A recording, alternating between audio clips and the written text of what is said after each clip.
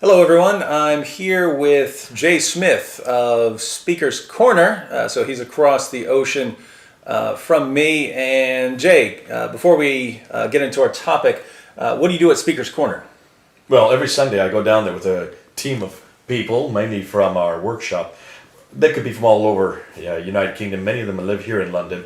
We head on down there every afternoon, Sunday afternoon, about 4 o'clock, get up on the ladder, and we take on, it could be hundreds, sometimes thousands in the summertime, Muslims who come down to engage publicly. And so when you have discussions with Muslims, do you just focus on Christianity or do you address Islam as well? No, we go there to focus on Islam. We introduce Christianity. That's the whole purpose why we're there. But because Speaker's Corner is so unique, it's one of the only places on earth where we can really confront it head on. And it's unique in the world. I don't think there's any other place that's like Speaker's Corner. We engage at a much stronger level. We certainly are a lot more aggressive. We ask questions there that we can't ask anywhere else. We also use it as a laboratory. It's a place where people send us material. They send us research that they're doing. They want us to field test it. And because there's Muslims from all over the world, and there's hundreds at a time, you get an immediate reaction.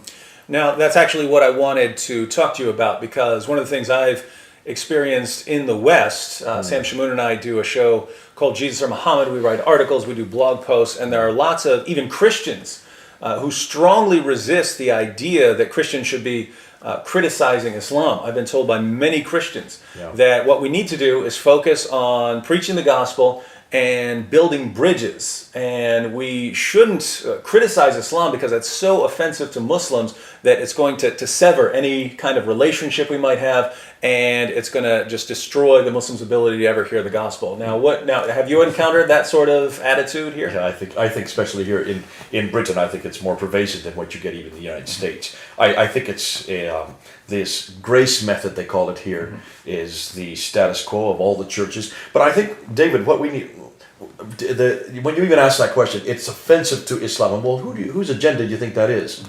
It plays right into the Muslim's hand. And I think for many Christians, we need to stop and ask ourselves, if you look back into the book of Acts, if you go back, especially from Acts chapter 17 to 19, look and see how Paul acted in Cappadocia, Laodicea, Berea, there in Ephesus. Just take a look and see how he acted, and look and see what he did whenever he went to these cities. He went right into the synagogues. He confronted the Jews, what they had done to the Messiah. That's polemics. That's confrontation. Look at the reaction. If you have any doubt, look at the reaction, how the Jews treated him. They disregarded him. Sometimes they threw him out. Many times he was thrown into prison. He was whipped. Twice he was almost stoned to death, and finally they killed him in Rome. Now, that kind of reaction doesn't just come from dialoguing or trying to find commonality with the adversary. No, the fact that he was so confrontational and the fact that he started so many churches everywhere he went, that model is not being taught today. It's not being used. What you're doing in your debating is very much following that Pauline model.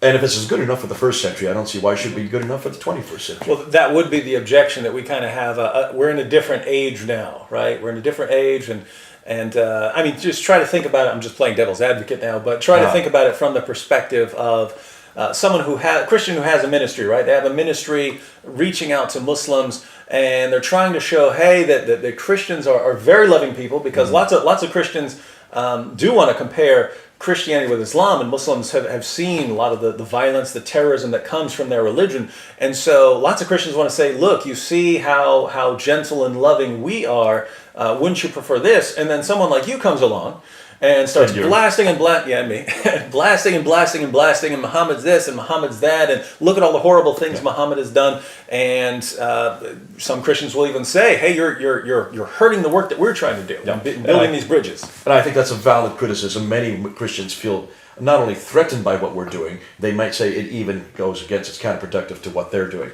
And I think what we need to stress, and to people who are listening, hear what we're saying. There are many different gifts, there are many different parts of the body of the church, and there are many different things that we're called to do. I would not ask many of the people who are watching us to do what we're doing. It is a gift that is unique. It's going on the offensive. Let me just give you an example. You have American football in America, and you have two different teams, defense and offense. Yeah. And we're all called to defend the faith. I don't think anybody can look at Scripture and come away with any other any other conclusion, that we are all called to be apologetical. That's defensive. 1 Peter 3:15. There you go, and that's defense. We're all called to be defensive, but not everybody. In fact, you know that you don't win games just by being defensive. You need an offense as well. In fact, I would suggest that the offenses, in many cases, are certainly the best known players, and they're the ones that are highest paid. They have a whole other set of skills that defense doesn't need. We don't teach offense in Christianity because people think it's offensive.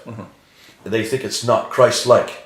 It's not something that we would see in the gospel. It's not something that's productive, as you've just said. And interestingly, the early church didn't have that problem. They used both defense and offense. Christ used both defense and offense. He was very defensive with Nicodemus when he came to him in the middle of the night. He was certainly very defensive with those who came came with an open heart. But he was also very offensive. Take a look and see what he did with money changers there in the temple. Or look at Matthew 23. The entire chapter from verse 13 to 33. You hypocrite, you den of vipers, you white sepulchre, over and over and over again. That's my Jesus. And that's the side of Jesus we don't like. Now, if that's offensive, then we need to ask, what was Jesus doing?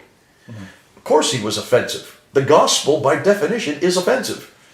And I think we need to stop and ask ourselves, if we're going to be preaching the gospel, if we're going to say that God came to earth, that's going to offend the Muslim. If we're going to say that God actually claimed to be God, Jesus claimed to be God, that's offensive to Muslim. If we're going to say that God actually died on the cross, that's hugely offensive to Muslim. But I refuse to open my mouth unless I say those three things. I've got to preach the gospel, and by definition, the gospel is offensive. So if we're going to spend all our time trying to find commonality or trying to find a way to acquiesce to Islam, we're not going to preach the gospel. More than that, we're not going to be effective to them, because for most Muslims I know, they love polemics.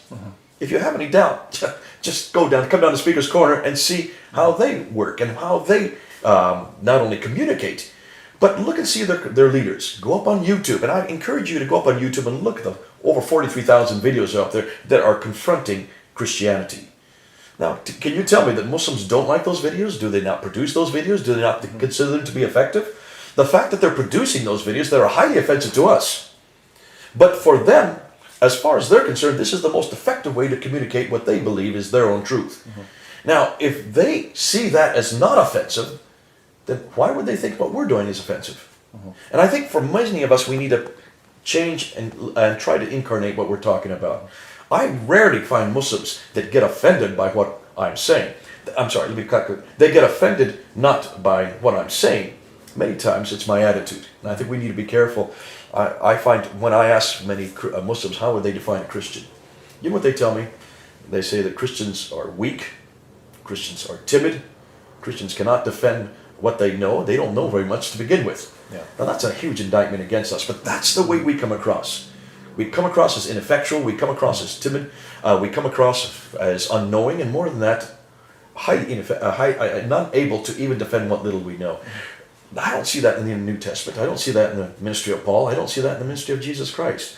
And that's why I think we need to start incarnating our methodology and saying, listen, the people we're working with are very similar to the people that Christ and Paul worked with. In fact, I would say that your average radical Muslim today is as probably as fundamental and certainly as methodologically parallel to what we find amongst the people that Paul had to work with. And certainly a zealot or a radical Jew in the first century is very similar to a radical Muslim in the 21st century. They both want to start a theocratic state.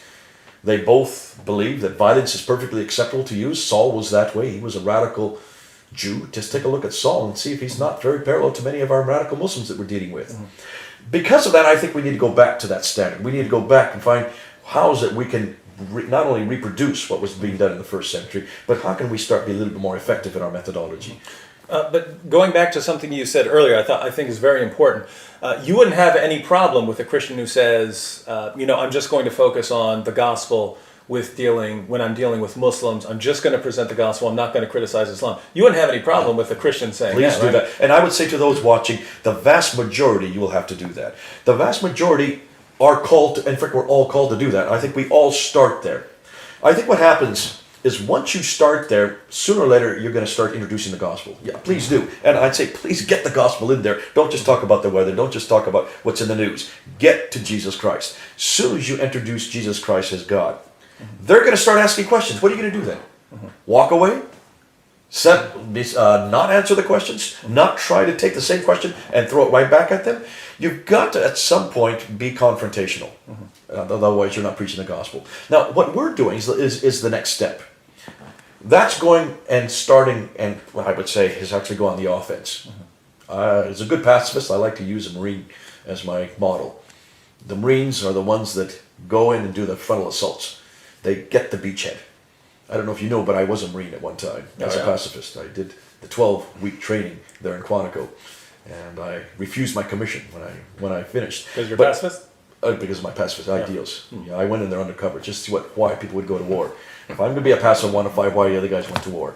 Now, nonetheless, I learned that the Marines are the first to go in. They're the ones that take the frontal assault, they take the beachhead, and then they give it and can let the Army come along and consolidate. In some ways, what you and I are doing, unlike the Marines, we go in there. Sam Shamoun does the same thing. We go and confront. Now, it takes a whole nother set of skills than those who come in and consolidate. And I'm saying not everybody who's watching should be doing what we're doing. That set of skills you've learned to do, I've learned to do. And when you go and confront Islam head on with the same questions that they're confronting us with head on, you're going to get a reaction that not many Christians are comfortable with. And you don't have a difficulty of that with your background after hearing what I heard in the car this evening. We're not going to talk about that right now on camera, but your background has prepared you for this kind of reaction. You don't seem to be at all afraid or threatened by the reaction you got, not only today, but what you get there on Sunday when you were on that ladder. It doesn't faze you. No. And that's why you've been gifted for that. And when I say to people who are watching this, let us do that side of it. Let us take that battle. Let us take the beachhead. Understand we're not asking you to do that. Don't feel threatened.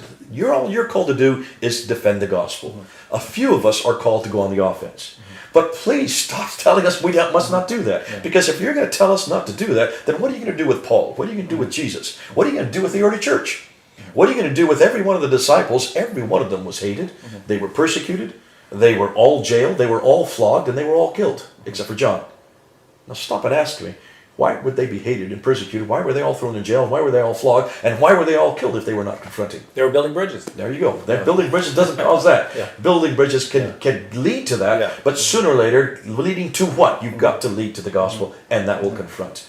Yeah, and I'd just like to end with kind of a personal story. See, there are, and we've heard about this, lots of people who've left Islam for Christianity have said, they saw the violence in Islam, they saw that, and then they compared it with Jesus' message of love, and they said, wow, this has to be the truth.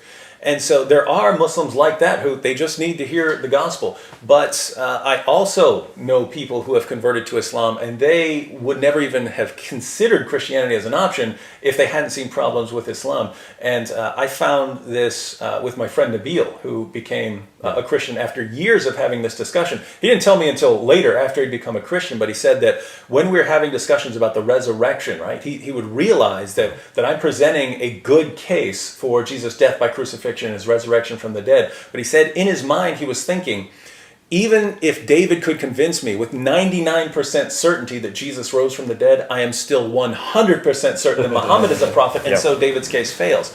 And so it wasn't until we actually challenged that case for Muhammad, brought about doubts about Muhammad, that Nabil was actually open to considering the alternative possibility. Stopping that right there, I think you're making a huge... it's something that the hearers need to hear. It takes individuals to get... And I think for many Muslims, they are so convinced that Allah is God. They are so convinced Muhammad is a prophet. They are so convinced the Quran is the final word of God. How do you get that conviction and bring in some type of a chink in their armor? How do you get them to even consider that there may be a problem with their Quran, there may be a problem with their God, and there may be a problem with their prophet? How are you going to do that unless someone actually creates that doubt? Now, in order to create that doubt, it doesn't happen overnight. Sometimes it happens, in the case with Nabil, it took 4 years. And for many Muslims, they can even look back and remember. I remember I've had Muslims come up to me and say, Jay, something that you said 7 years ago. I was at a debate you were at 7 years ago, and it was that debate that started the doubt, that started the questions. It took them quite a few years before they came through. But they go back to that debate that they saw. And that's why I think in some ways we must be careful that we don't look for the quick response. The quick responses don't usually come. The doubts begin. Once the doubts begin, And once they start to realize that much of what they've thought their whole life to be true is not true. But how are they going to hear that unless someone goes to them? And how are they going to go unless they're sent? How beautiful are the feet of those who bring the good news. You've got Amen. beautiful feet. All right. Well, thank you, Jay Smith, and God bless you. Look forward to see more videos with you on Speaker's Corner.